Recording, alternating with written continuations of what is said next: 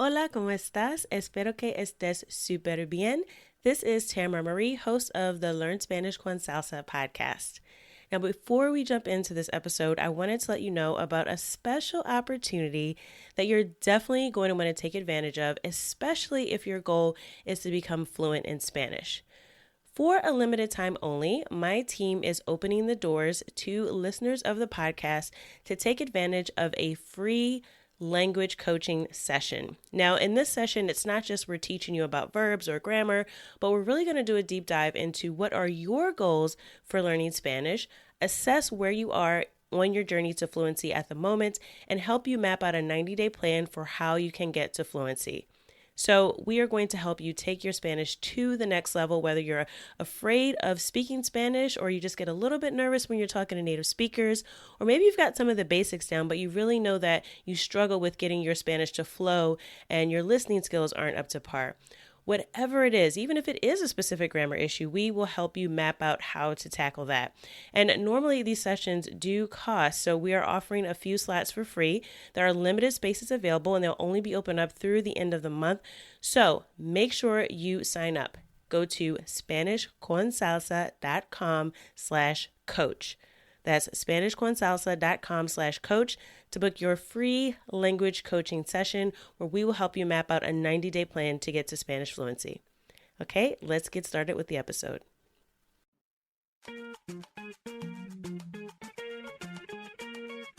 Bienvenidos! Welcome to the Learn Spanish con Salsa podcast, the show for Spanish learners that love music, travel, and culture. Close your grammar textbooks, shut down the language apps, and open your ears to how Spanish is spoken in the real world. Let us show you how to go from beginner to bilingual. Here is your host, certified language coach, Tamara Marie. Hola, bienvenidos al episodio 108. Welcome to episode 108 of the Learn Spanish con Salsa podcast. In this episode, I have a very special guest who's going to talk all about language, identity, and how that relates to social justice work. We'll also give you some tips if you are thinking about sometime in the future after you get really proficient with your Spanish and you're super confident with it, and you want to maybe start to travel abroad and maybe even move abroad one day. You might be thinking that you need to make some money, right? So she's going to talk to us about how to get started as an interpreter or translator. Now, I know you might be thinking, I'm just trying to learn Spanish. I am not ready for that yet. But Jamila is really going to break it down to you so that you understand what it really takes to enter the field if you want to be an interpreter or a translator. And just a little hint, it may not be as intimidating or as complicated as you're thinking it is right now. So I hope you enjoy this conversation and get a lot out of this. Now, Jamila will be speaking at an event coming up very soon. So make sure you stick around to the end if you want to learn how you can get more information and hear Jamila speak at an event coming up very soon. So make sure you listen to the whole episode so that you can hear how you can get in touch with Jamila. But who is Jamila exactly, and what is Jamii Linguist? Well, Jamila Ball Esquire works internationally, and she is the founder of Jamii Linguists, which is a multilingual communications department for freedom fighters. Jamii Linguists provides interpreting, translation, and various language services to mission-driven organizations. Jamila received her BA in Political Science and Spanish from Howard University and a certificate in simultaneous interpretation.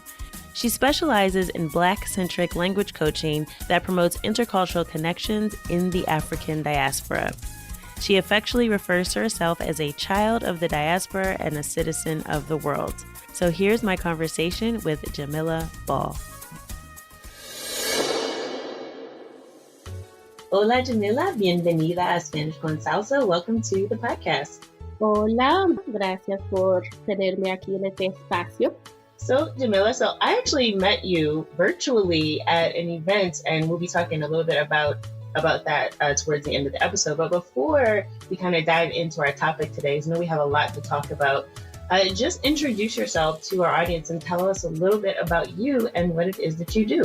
Sure, of course. And thanks again for having me here. I'm excited to kind of talk with everyone. And I've been in the group of Spanish con Salsa and kind of seeing all of the dope things that you're doing. And it's very fun. I love the podcast. My name is Jamila. I'm the founder and executive director of an organization called Jamii Linguists. And Jamii actually means community. It can be translated as community in Swahili. And we're a multilingual communications department, I say, for freedom fighters. We provide interpreting, translation, language learning opportunities, cultural connections and exchanges for mission-driven organizations and people who are interested in being closer in community with people of African descent while also learning a language. So I say we help people create change in all the languages, and we add a little blackness to it as we do it. Always. So explain a little bit about how you got started with this idea, because there are so many resources for learning languages. And I do think that, representation matters. It's important. A lot of times, especially, being from the US and learning the quote unquote like romance languages like French, Spanish, Portuguese, like normally the resources we don't see people that look like us.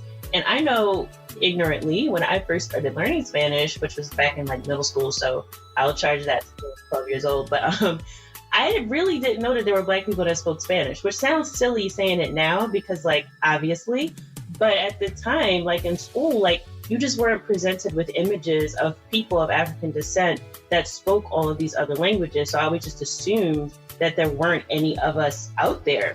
So how did you sort of come up with this idea? Because I think it's a really awesome idea of just like having that focus, but how did you first sort of come up with it, and how did you decide to actually get started with your company? Well, it actually is because of just the work that I've been doing. So I actually did a study abroad in Argentina, which is where I learned Spanish, and I lived there for 6 months. And I got my certificate in simultaneous interpreting from Howard University. And being at Howard, my professor was from Martinique. She spoke 8 languages. My Cuban, Afro-Cubano, he spoke 3-4 languages. My other professor. So and as a young child, even though I didn't have any family members. And when I was young, I didn't have family members. Now I have Trinidadian family members, Afro-Colombiano family members. So my family is very multinational now as an adult. But growing up, I grew up in a very traditionally Black U.S. household, mother, father. But my father is from Brooklyn. So he had Dominicanos, Puerto Ricanos. So he was like, talking to folks out there. He would always say to me, like, ¿Cómo está usted? And he didn't speak any Spanish, right? Really? But you knew that one. He could be like, ¿Cómo está usted? Right? That's how he would say it, with like this like mixed little Brooklyn accent in there. And he made me curious both about language and the African diaspora at a young age. And I think that was like something that sprouted. It was a seed that was planted for me, even though I too, like you, it wasn't like I saw in my neighborhood. I grew up in an area with a lot of Puerto Ricans, but I didn't necessarily think about the intersection between race and language and culture and nationality in that way. I was raised by a Pan-African father. So I was always, and mother who was very, conscious of the community and African diaspora and social justice and education. So I think that was something that was a seed that was planted in me. But I think the reason I ended up doing this work in this way with language learning and interpreting and translation is because through my work as an interpreter, I've worked as an interpreter, as a teacher, teaching Spanish in other courses and things. And I've worked as an attorney. And in all of my work, every time I was always more beneficial because of my ability to speak more than one language and the combination of my personal identity and experience and my cultural competencies. So being a Black woman, being a lesbian, being multilingual, when I go into spaces to talk about education, to talk about social justice, to talk about legal advocacy, the ability of me to communicate that in multiple languages was what made me more valuable in certain spaces. And so I just started thinking, I like to do a lot of things. So I'm like, I don't really want to just be a lawyer. I don't want to just be a teacher. I don't want to just be an interpreter. I kind of want to do all the things and make sure it has an impact on the world. And for me, language was that intersection that gave me that power. Wow, that's powerful. And I think that one thing that struck me as I was listening to your story is that I think a lot of times, unfortunately, growing up in the United States primarily, but I'm sure it applies to other places as well, you kind of tend to learn, whether it's overtly or sort of in a more subtle way, that your Blackness is a liability, right? Like the messages that we get about beauty, about worth, about opportunity in like I said, very subtle and not so subtle ways. Like we just grow up learning that your Blackness is not something to be celebrated. So the fact that you sort of had that from a young age and that you were able to turn that into an asset, really, like your identity and also your skill set, the combination of those making that an asset, I think is a really powerful story. So for anybody out there who's thinking like, oh, I haven't seen anybody that looks like me doing this work. Well, now you know Jamila is somebody that is doing that, and she's really trailblazing that sort of idea that yes, you can be all of who you are and do what you love. So I think that's really awesome, and I hope it inspires some people. So you talked a little bit about growing up and your parents having this more Pan-African sort of worldview. But where did you grow up originally? You mentioned your father being from Brooklyn. Is that where you grew up? No, I grew up in Hartford, Connecticut, the Hartford area. I was actually born in New Haven. My family's really from New Haven, Connecticut. My mother's side, I should say. My mother was born and raised in New Haven, Connecticut. My father was born and raised in Brooklyn, New York. And I was raised in the Hartford area. And for folks who are not familiar with Connecticut, there are Black people in Connecticut. New Haven is a neighborhood. It's not just Yale. It's a very Black neighborhood, as is Hartford. But, I was in the suburbs, I was in the city, I was mixed, but Hartford is my home. We call it the heartbeat.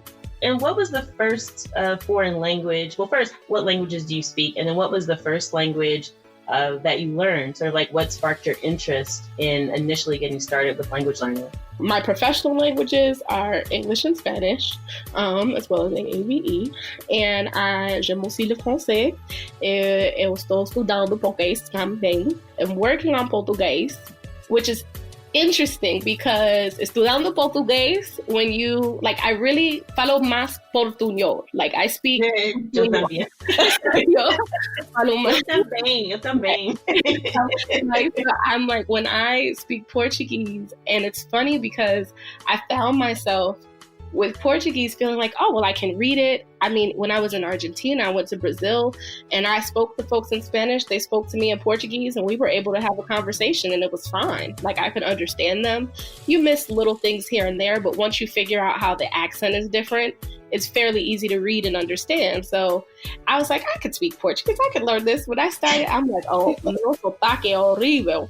I'm like horrible, right? And so it's been really fun exploring Portuguese. My goal now moving forward, I've integrated into my business, my own professional development. So my goal now moving forward is always to learn a new language each year. With French and Portuguese and kind of fine-tuning those. French, I actually had an opportunity to learn when I was a kid, and I specifically chose Spanish because I was at a very New England private school, and one of the young women, who we will say did not look like me, she was one of my palest sisters, and she was like, well, why do you want to learn Spanish? What do you want to do? Be a maid when you grow up? Wow. Yeah. Wow. Yeah. And she said that to me, and I'm like, I don't want to learn French because that's where all the, like, in my mind, just ignorantly as a child, similar to how you said when you're young, I was in 7th or 8th grade, I thought to myself, that's the racist white people language. I don't want to learn French, right? Which is really ignorant to think of because there are all of these people, Black folks who speak French, and there's so many different people across the world who speak French, but that was my introduction to French. And so for that reason, I said it felt like, oh no, and then the irony of being an English speaker and worrying about like what's European and what's not. I'm like, I'm already speaking a European language, but right. Exactly. I mean, it's just like, okay, so retroactively, I realized how ignorant it was for me to base my feelings and emotions about an entire language on what one 7th grade little girl said to me. But it really cut me off for French for a large percentage of as a child. I never was interested in French. And it wasn't until I went to college, really, that I started to get more curious about French and more interested in French in addition to Spanish.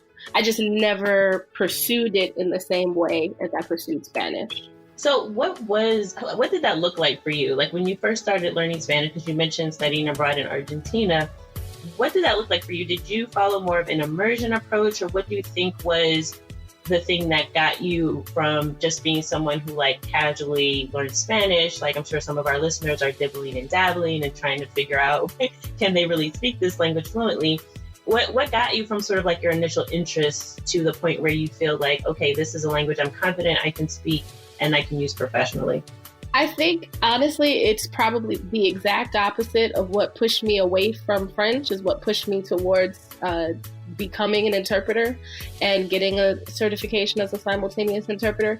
It was because I did get a lot of exposure to people who looked like me, people who thought like me, whether they looked like me or not, but people who cared about social justice, people who cared about creating change in the world. I got a lot of exposure to people who spoke multiple languages and were doing really dope things in the world. And it made me want to be a part of that. And I felt, I think being at Howard, particularly with the professors that I had, I didn't feel like it wasn't an option for me. I think if I had have been in a different environment, I might have thought the interpreting profession or something like that, wasn't for me. But it felt very comfortable. I mean, and when I say comfortable, I mean, it felt comfortable in the community sense. It was still challenging. Like it's not, an easy profession to navigate and things to do. There's it definitely requires networking and connecting when you're interested in entering into the language field. But it really was just because I had people around me that I wanted to connect with. And I think that's my big thing for language learners. And it's the reason why a lot of my work is not just about language justice, but it's also about multilingual community building. Because I don't know for your listeners if they're familiar with language justice, but language justice, a lot of people are talking about it more so now. And they talk about it more from the perspective of, having interpreters, having translators, creating multilingual spaces where people can choose whatever language they want to speak. But rarely do you hear people in the language justice sphere talking about language learning, right? And my feeling was like, there's all of these really cool people doing these amazing things. I want to be able to talk to them. You know what I mean? I want to be able to have a conversation with them. And what if they don't speak English? It just doesn't make sense that that's the only reason I can't talk to them. And I don't want to have to be filtered through an interpreter or a translator all the time. And so that is, for me, is what made me interested in learning more languages. But the interpreting and translation side, that part felt important because I realized how important it was to have certain voices represented as interpreters. If you think about it, interpreters are helping people negotiate, treaties, healthcare, legal contracts. And interpreters are serving as the voices for people in life and death circumstances sometimes. And what happens when that interpreter can't understand your accent because you have a Southern drawl? Or they can't understand how you're Spanish because you're from the DR, or you're from some place that they think that you speak a Spanish that's not standard, or you speak an English that's not standard. The cultural competencies of interpreters can cause life or death mistakes for people. That is interesting. I never really thought about that. I mean, I do know you I guess when I think of interpreters, you tend to think of it more in like a formal setting, like when there's a speech, or something like at the UN, you've got like all the interpreters are hooked in, right? Like translating all the speeches. But yeah, I mean, you're right. I mean, it does come down to those things just like in the community, because there are, opportunities like when you go to the hospital, like if you have to talk to the doctor, if that's not your native language, you need an interpreter. If you go to court, which is really important to understand what's going on, right? Like there's always an interpreter there. So you're right. I think it is a really important profession. I think is overlooked because I think when you do your job well as an interpreter, and you can correct me if I'm wrong, but it's like you become invisible, right? It's like if you're doing your job well, you're just facilitating the communication between other people. So the spotlight's not necessarily on you in that way because you're just the facilitator. So like what would you say to someone who's thinking about being an interpreter but thinks that it's just way too difficult or way out of reach? Like, what would you say to someone who's like, man, that would be really cool, but they don't really know what it takes to get there. Yeah. Well, first, I just want to say you're absolutely right around if you're doing your job well as an interpreter, the people are looking at each other, they're connected to each other, and they're not really even thinking about you. Right. And so you do become invisible to a certain extent, ideally. And so I think it's really cool that you kind of flag that, because that's definitely true. And it's one of the biggest mistakes that untrained bilingual individuals who are not professionally trained or don't understand like the ethics around interpreting and translation make the mistake of inserting themselves into the conversation and becoming a part of the conversation as opposed to just, a link. But for someone who is interested in becoming an interpreter or a translator or working as a linguist in a variety of different ways, honestly, the profession is not as highly regulated as many people think it is. The standard process and path that if you do, Google searches and how to become an interpreter, those kinds of things, people will tell you, get a certification, get your language test, have years and years of experience and all of those different things. And it's not that that's wrong. It's just that the reality is I find with interpreters are largely freelance, are largely independent contractors. Your skill set absolutely matters. Once you are confident that your skill set is strong and that you can do the work, really the networking and the experience is often more important even than the certification, depending on the field that you're in. If you want to be a medical interpreter, you will absolutely need to get certified according to your state standards, according to the hospital standards, depending on where you want to work. If you want to be a legal interpreter or a court interpreter, you will need to get certified to work in the courts. The irony about that, though, is if you get certified to work in the courts, the salaries that people make in the courts versus what conference interpreters make, night and day. In-house interpreters for, courts and things like that can make $50,000 and sometimes less, $60,000. And compared with, the training and the skill set that it takes to be able to do that, not everyone, wants to do all of that work for that salary, right? But I think that what works best for people is looking at interpreting and translation and entrepreneurship as something that go hand in hand. Because if you go into the field looking to get a job, I think it's a little more challenging, because in that situation, that means that you have to basically wait for someone to accept you. You have to work with other people's standards. Versus if you create, and it doesn't have to be a big business. It could be, a web page. You get out there and you're doing the work, and people start to recognize your work. They start to see that you're skilled, that you're capable, that you're good. Marketing and professional development and experience, I think, are more important than certifications for new interpreters. But I do think the professional development piece is what a lot of people forget about. Because even if you have a certification, even if you have had your language tested, language is always evolving and changing. And the certification you got 20 years ago does not guarantee that you are currently professionally competent today. And so ongoing, consistent professional development is essential to keep your skills up. Part of interpreting is you have to be able to hear what someone is saying, understand it, and then translate it on the fly, which I think is a much different skill than just sort of translation, where you're doing more written work and you've got that time to sort of like process and look things up and figure it out. So I do think it takes a special kind of person to really deal with that stress, right? Like it's a little bit maybe of an adrenaline rush. You're like, oh, I got to get this right. And it's all like happening simultaneously versus, oh, I'm going to translate this document. I'm going to sit down. I'm going to look it up. I'm going to figure it out. I'm going to figure out how to say it. Like you don't have that time to process when you're interpreting. So you've got to do all of that really, really quickly. So I think it is interesting, though, because like you said, I think people, we have all these ideas in our head, like, oh, this must be super difficult to do, or there must be this huge barrier to entry. But like you said, it's not necessarily as regulated as people think. I mean, I know folks who've gotten into interpretation. I was like, well, aren't you supposed to go to school for 10 years to do that? They're like, no, girl, you don't need to. They're like, nah, girl, I put up a web page. I talked to somebody in these languages and they said you're hired. I was like, what? So yeah, I think you're right. I think we do have that misconception. So I know you have a lot more to say about interpreting and translating, but before I I sort of ask you about that, I do want to ask you more of a lighter question, because I know for sure with all of the translating, interpreting you've done and language learning that something has got lost in translation along the way.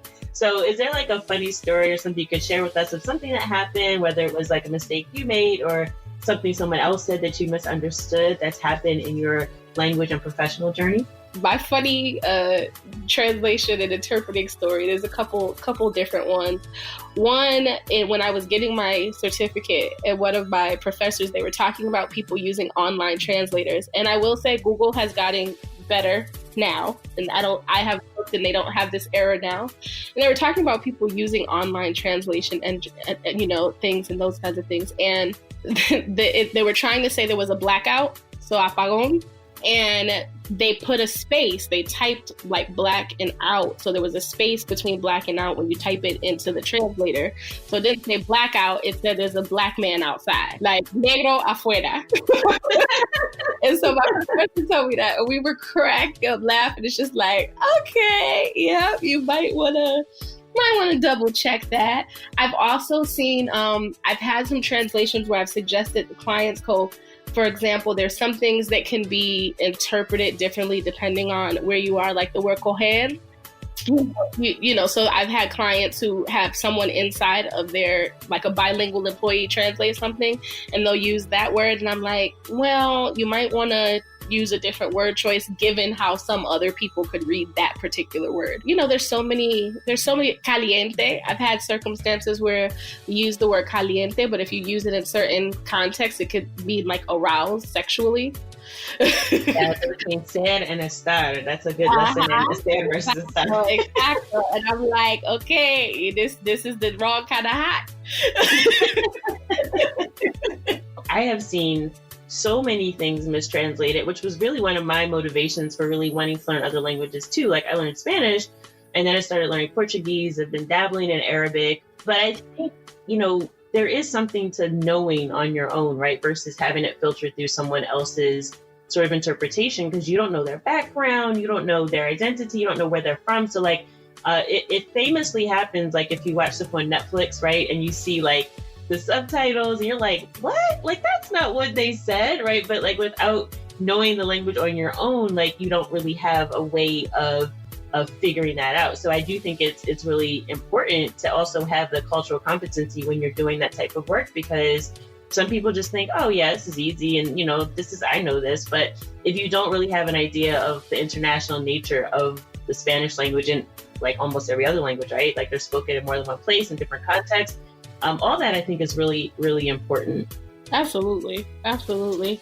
So if folks want to learn more about translating and interpreting, I know you will be giving a presentation about that this weekend, actually coming up at the Sisters Only Language Summit. So can you tell us a little bit more about that, and if folks want to join you and hear more about how they can become translators or interpreters? Yes, I am super excited. I will be on January 30th at the Sisters Only Language Summit, and I'll be talking about translating a movement, translation and interpretation and social justice.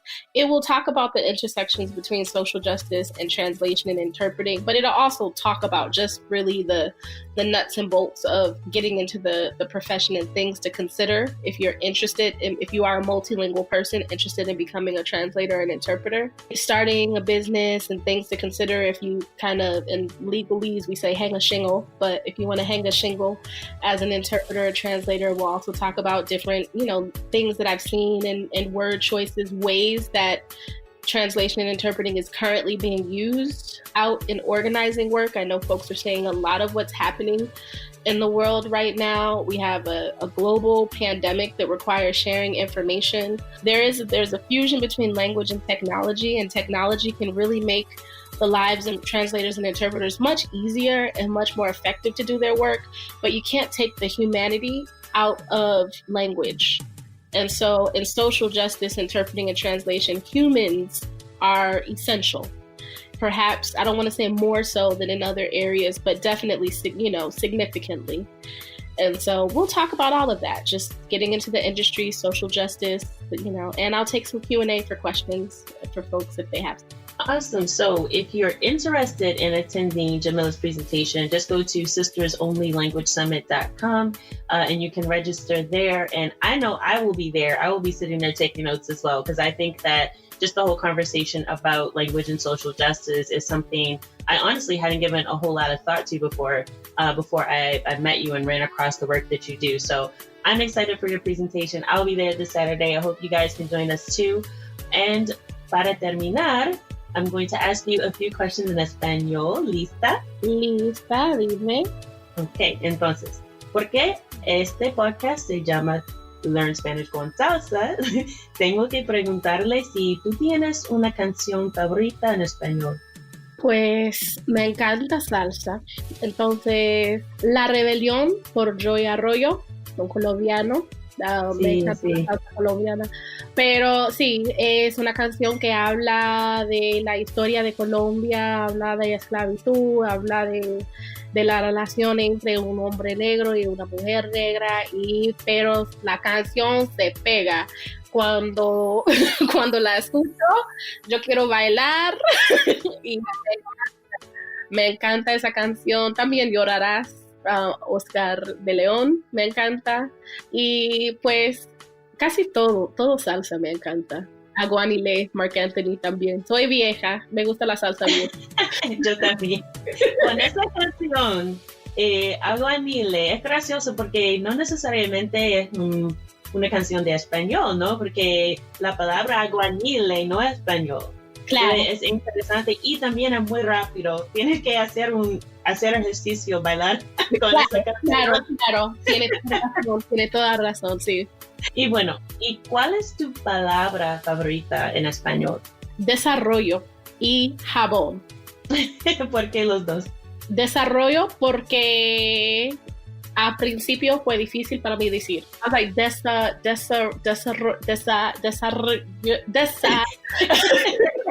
y ahora porque tiene la doble R y también la doble L. Ahora que lo puedo decir fácilmente como desarrollo, me encanta. Like, siempre busco oportunidades decir la palabra.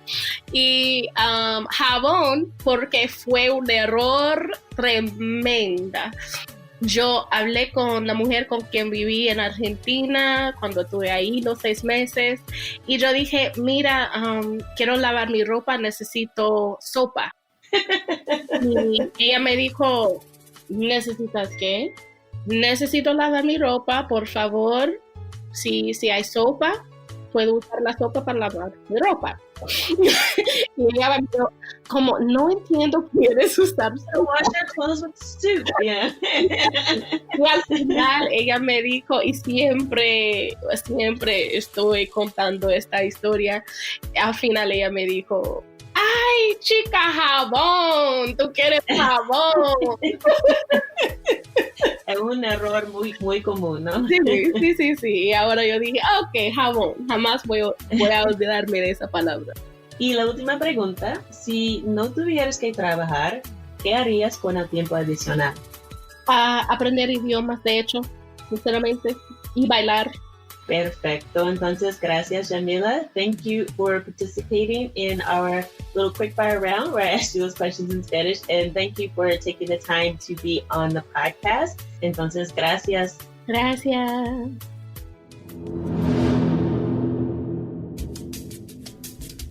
I hope you enjoyed that conversation with Jamila and that you're feeling inspired about possibilities for the future. Maybe you never thought about being a translator or interpreter before, but maybe now, after hearing her story, you feel a little bit more like it might actually be in reach. So if you want to check out Jamila's presentation and also ask her some questions, get more details about how you can really get started in this field, make sure you register for the Sisters Only Language Summit. This is the first ever international event for Black women passionate about language learning. We wanted to have an in-person event, but this whole pandemic thing started, so we ended up shifting it to online event, and we are actually having the third Sisters Only Language Summit, which again will be virtual this Saturday, January 30th. So make sure you go to sistersonlylanguagesummit.com to register and reserve your seat so that you can be I don't want to say in the building because you're probably going to be in your own building. You'll be at home. But you still will be able to connect with all the attendees. And we have some awesome presentations. You'll be able to learn about how to use your language in your passion, even when you're not fluent yet. There's also a presentation on heritage languages, so that's going to be really interesting. Discussion about French and also Haitian Creole. There'll also be a presentation about American Sign Language, so you get to learn a little bit of ASL. And also, if you didn't know, there's this thing called Black American Sign Language. So you'll get a little bit more information about that too. And finally, there's a panel discussion on the theme of the event about learning and living a language abroad. So if you've been listening to the Black Expat series on the podcast, you should find this topic particularly interesting. And you also get, again, to ask any questions if you're thinking about moving abroad and it's something that you want to do in the future. So I hope to see you this weekend, Saturday, January 30th at the Sisters Only Language Summit. You can register at sistersonlylanguagesummit.com.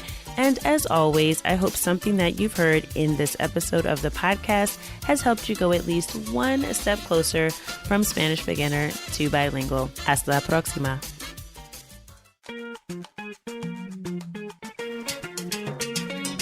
Thank you for listening to the Learn Spanish con Salsa podcast at learnspanishconsalsa.com.